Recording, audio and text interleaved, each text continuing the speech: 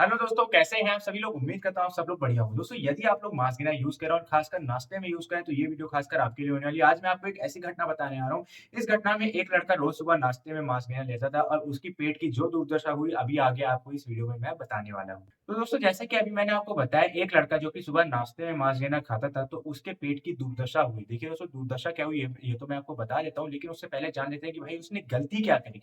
क्या ऐसी चीज़ करी मास्क बिना खाते जिसकी वज़ह से उसका पेट खराब हो गया, उसके पेट की बहुत ज़्यादा क्रिटिकल कंडीशन हो गई और उसको लगभग समझिए डॉक्टर के पास भी जाना पड़ा। अब बताते हैं उसने उसके बाद क्या-क्या हुआ, अभी आपको एक-एक करके बता रहा हूँ। देखिए दोस्तों, एक लड़का था मान के चलिए, वो था 16 साल का। यहाँ पे आपको फ़ोटो दिख जाएगी, मैं फेस हाइड कर दूँगा क्योंकि देखिए दोस्तों फेस प्राइवेट चीज़ होती है, ज़ाहिर-सी बात है हर कोई नहीं चाहता कि फेस शो हो।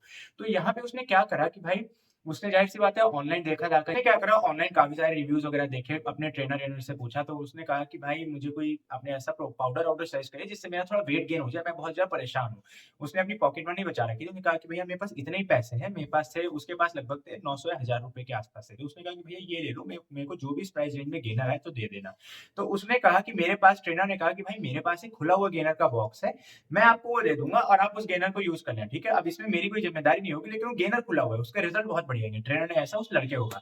तो 16 साल का लड़का था, उसको कहाँ इतनी समझ उसने कहा, "हाँ भैया दे दो, कोई बात नहीं, मैं ले लूँगा, कोई बात नहीं, चलता है चलता है। बस मेरे को वज़न बढ़ाना है, मेरे को थोड़ा अच्छा दिखना है, मेरे को जल्दी अपनी पर्सनैलिटी इंप्रूव करनी है।"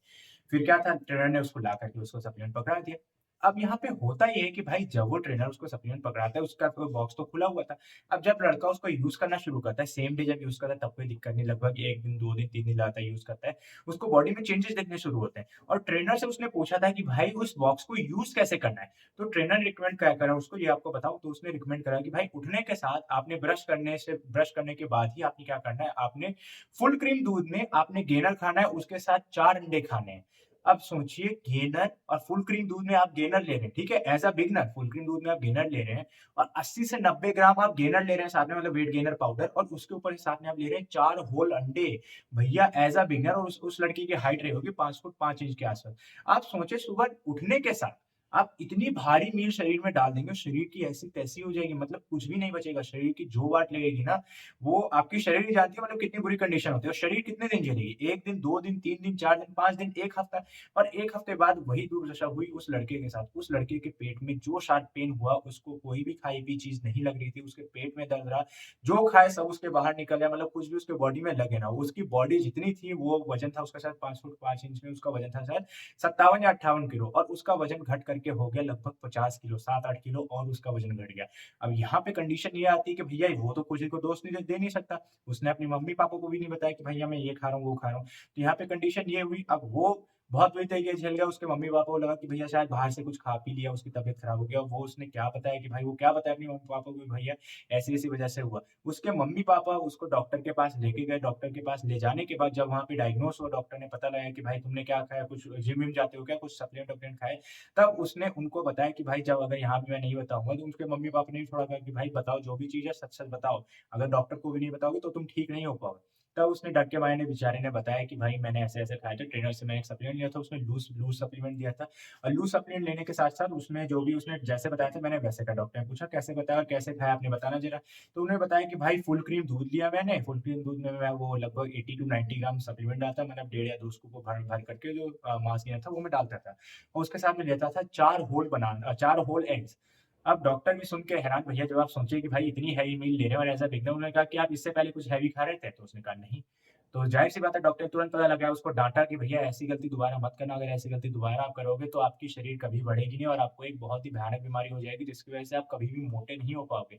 शरीर बनने के बजाय बिगड़ जाएगी। तो अगर आप लोग भी ऐसी गलती कर रहे हैं, ये केस आप लोगों के साथ भी है, अगर आप लोगों को ट्रेनर वहाँ पे कोई लूज़ सप्लीमेंट देता है, कोई लूज़ गेनर देता है, कुछ ऐसे देता है, तो प्लीज़ उसको परचेज़ ना करें। सबसे पहली बात तो आपको ट्रस्ट ही नहीं हो कि भाई उसके अंदर है क्या? सबसे पहली चीज़ तो ये है। अब यहाँ पे गलती बहुत सारी निकल के आती है, अगर हम देखें काउंट करें, यहाँ पे गलती हमारी एक ये निकल कर के आती है, सबसे पहली तो भाई उस लड़के की, उस लड़के ने ट्रेनर पर ब्लाइंड ट्रस्ट क्यों करा? ये नहीं करना चाहिए। दूसरी बात ये भी आती है कि भाई वो छोटा था।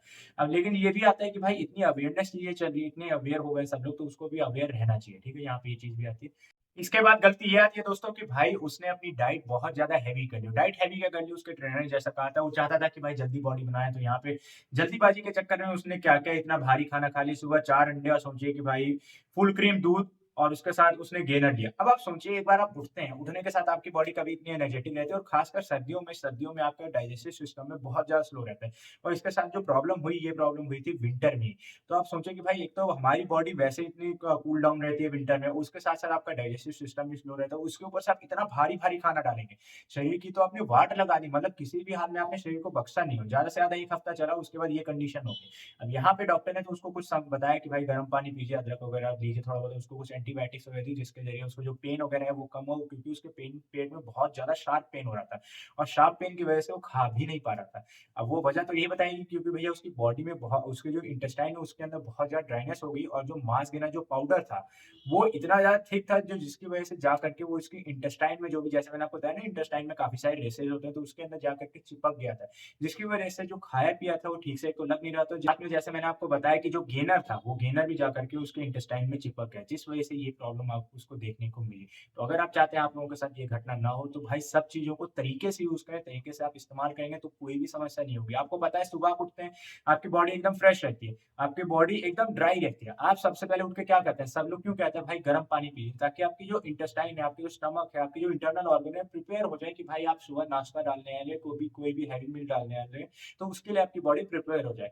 यहाँ पे आप सुबह उठने के साथ ऐसी-ऐसी चीज़ें डाल देंगे तो आपकी बॉडी के साथ क्या ही होगा, यही घटना होगी।